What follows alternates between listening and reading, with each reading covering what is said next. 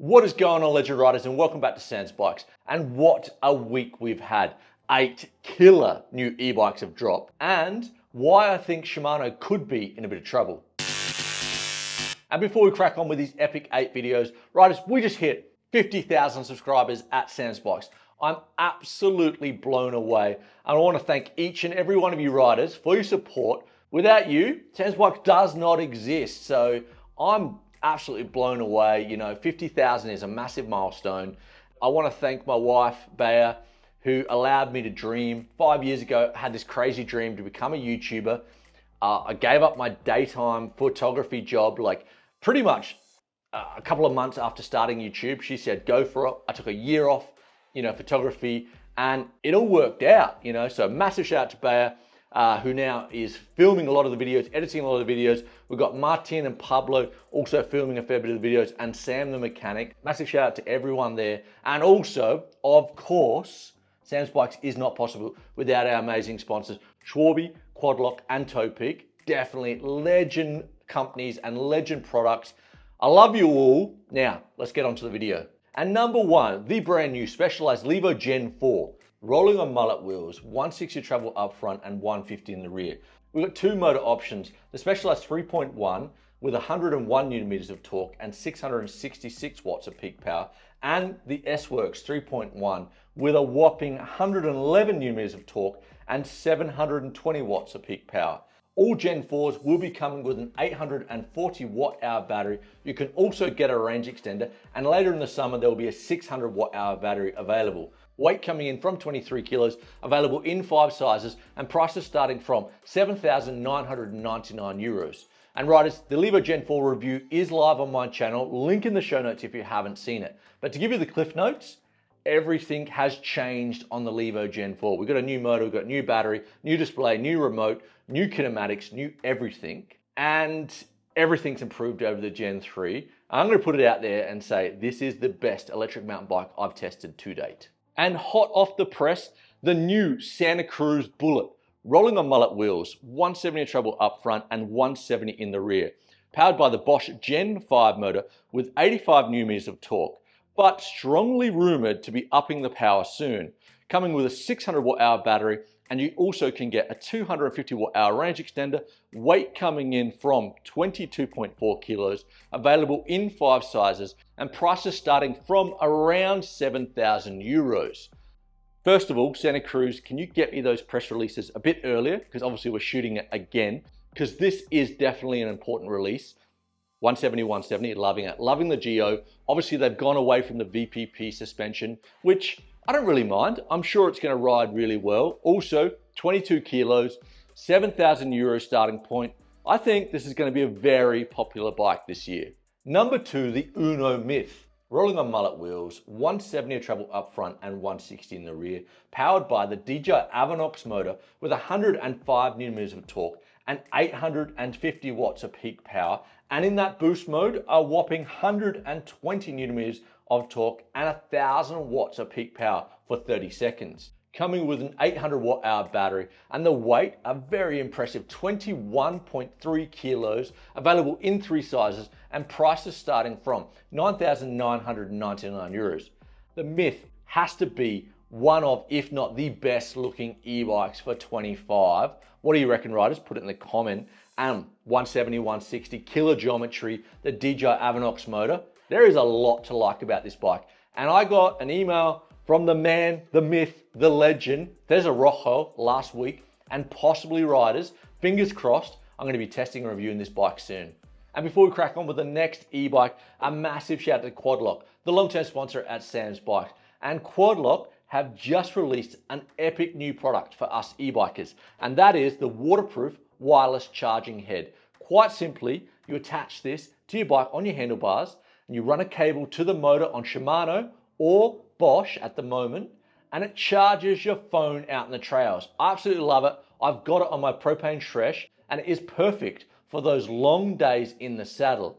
And riders, the legends at Quadlock have got your back with a 10% discount code in the show notes. Check it out. And the next 2 bikes, Forbidden, have entered the e-bike party with a bang. Check it out. So we've got the Forbidden Druid Core E, rolling on mullets, 160 up front, 150 in the rear, DJI Avinox motor again.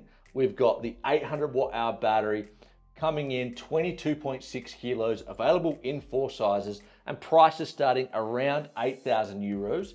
And then we've got the forbidden Druid Lite, rolling on mullet wheels, 150, 140 of travel. Again, the DJI Avinox motor, coming with a 600 watt hour battery, weight coming in from a very impressive 20.8 kilos, available in 4 sizes, and again, prices starting from around 8,000 euros. Both of these e-bikes look killer. I'm pretty sure it's the same frame, different linkage, different suspension. For me, I would be going for the 160, 150, the Druid Core E with the bigger battery. And number 5, the Ari Timp Peak 2.0. Rolling on 29 wheels, or it is mullet compatible. We've got 170 up front and 170 in the rear. Bosch Gen 5 motor with a 600 watt hour battery or an 800 watt hour, and you can get a 250 watt hour range extender. Weight coming in 22.6 kilos, available in 4 sizes, and prices starting from a very impressive $5,199 US. There is a lot to like about the new Timp Peak. We've got adjustable chainstays. You can go mullet or 29er. You can run a 600 or an 800 watt hour battery. And also they've gone from Shimano to Bosch motors, but more about that later. And Ari did email me, so fingers crossed they're gonna send that out, because I'd love to test it. Definitely the geo numbers suit me, and 170, 170, and it's mullet 29er. So definitely ticks a lot of boxes for me. And number 6, Megamo Reason. Rolling on 29 wheels, 160 of travel up front and 160 in the rear. They're also doing a 150, 140 version. They've also got the DJI Avinox motor with an 800 watt hour battery.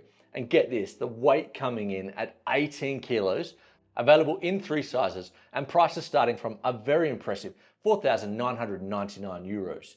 So the reason it's a great looking bike, also 18 kilos, coming with the DJI Avinox motor. It's got to be the lightest, most powerful e-bike on the market. You know, 18 kilos is definitely gonna be a trail build. So I'd probably be opting for a stronger 160 build, which is gonna be heavier. And also, out of the last 6 bikes, 4 of them have had the DJI Avinox motor. Are we thinking we might get a DJI Avinox takeover this year, riders? What do you think? Put it in the comments, but overall, it's a great looking bike. And number 7, the YT Decoy SN 29er. Rolling on 29 wheels, 160 travel up front, 140 in the rear, powered by the Fazua Ride 60 motor with a new 480 watt hour battery, weight coming in from 19.2 kilos, available in 5 sizes, and prices starting from 6,499 euros. So the new Decoy, for me, it's a little bit boring if you consider all the bikes we've just seen. Also, not a massive fan of that Fazua Ride 60 motor. And lucky last, number 8, the new Focus Sam Squared. Rolling on mullet wheels, 170 of travel up front and 165 in the rear. Powered by the Bosch Gen 5 motor, and you can have a 600 watt hour battery or an 800, and you can get a 250 watt hour range extender. Weight coming in from 26.5 kilos. Available in 4 sizes, and prices starting from 5,699 euros. The new Sam Squared is a good looking bike. I'm loving the paint schemes. I'm also really liking that they're allowing you to go a 600 or an 800, because the Focus bikes are a little bit on the heavy side, at 26.5 kilos. If you go the 600, you're gonna shave a kilo off that, which I think would make the bike ride better.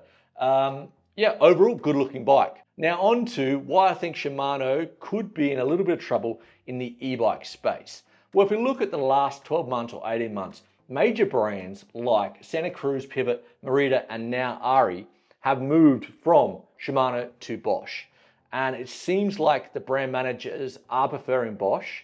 And, I understand that, Shimano had its issues in the past. But it's a little bit sad because I think the Shimano EPA01 motor now, with its upgrades, is a really good motor. I think it definitely competes, not with DJI and not with the new Specialized, but it definitely is a good motor. Also, let's talk about where the market's going. So we obviously have the benchmark or the most powerful motor now with the DJI Avinox. Then Specialized has come and countersuited with the new S-Works motor with 111 Nm of torque.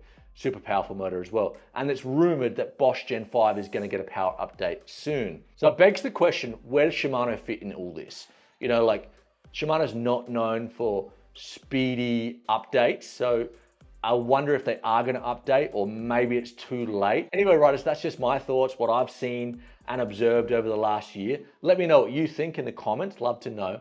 And riders, like always, stay safe out there. And if you haven't subscribed to Sam's Bikes, please do. Share it with like-minded people. It really does mean a lot. And you know what, we're gonna see you soon.